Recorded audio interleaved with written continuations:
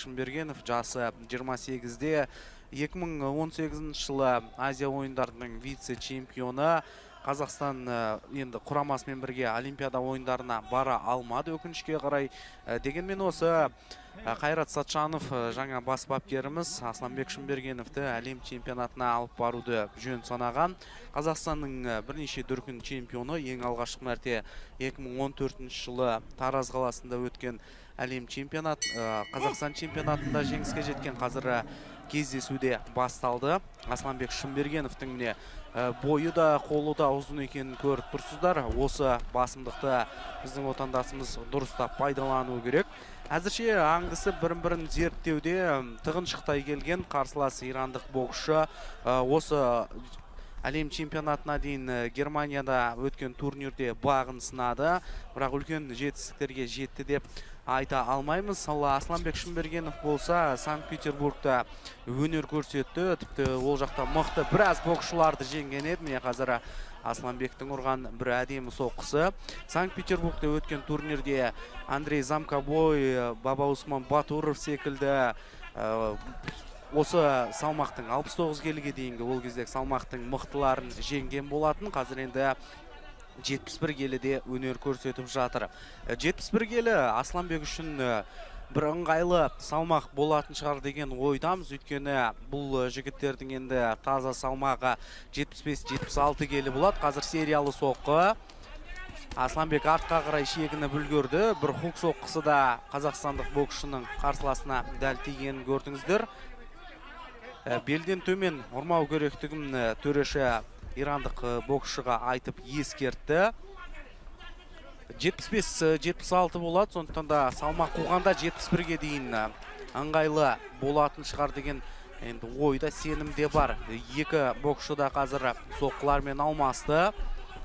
Артқа қарай шегінетін сәтте Асланбек шамалы мұқият болу керек. Міне оң қолын әдемі тастап үлгерді, ұрып үлгерді оң қолмен.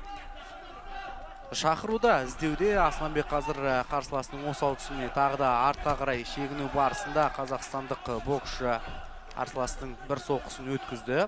Ектің астынан да бір мәрте өткізіп алғанын көрдік. Бірақ агрессивті түрде бірінші номермен қарсыласты үнемі қыспаққа алып Асланбек айқасты өткізуде.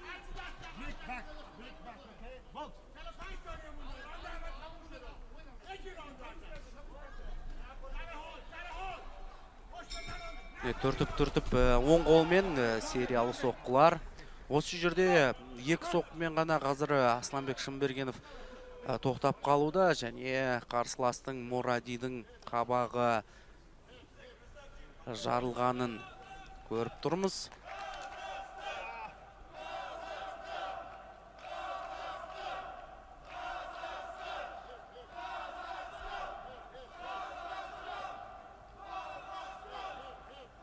Міне боксшымызды қалай қолдап жатқан өздеріңізде байқадыңыздар. Осы оң қолмен ұрған хук мұрнына тиген, кейін баспен соғысып қалғандай көрінді жаңа бейне қайталау сәтінде. Егер қазір қабағындағы қан тоқтамайтын болса, жекпе-жек тоқтап қалуы да, осы жерден аяқталуы да ықтимал. Енді екі рингте қазір жекпе-жек қатар өтуде. Тоқталды. Дәл осы жерден бұл кездесу тоқтады. Осы жерге дейінгі ұпайларды есепке алады. Бір жаманы осындай, енді қабақ жарылған сәтте дәрігері кездесуді ары қарай жалғастыруды жөн көрмеді.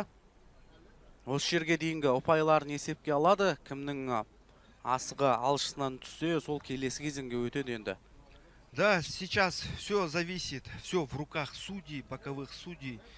Кто же вел в счете до момента остановки боя. Мы видим, да, что в районе виска где-то у него рассечение у иранского боксера. Но верим и надеемся, что поднимут руку Асланбеку.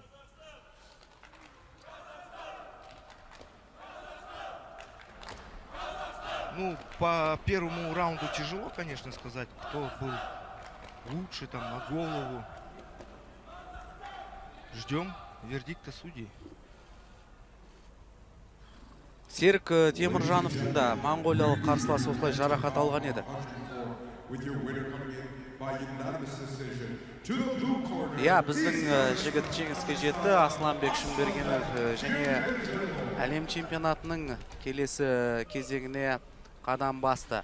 5 боксшымыз екінші айналымға өтті. Асланбек енді Шынбергенов келесі айналымда Тұрлыжан қарсыласы қиын болайын деп тұр. Өзбекстандық боксшы Шахрам Гиясовқа қарсы қолғап түйістіреді. Гиясов вернулся в любительский бокс. Выступит он за сборную Узбекистана. Первый круг он пропускает, и придется Асланбеку, конечно, в следующем круге хорошенько подготовиться против Гиясова. Ну, Гиясов боксер очень опытный, финалист, серебряный призер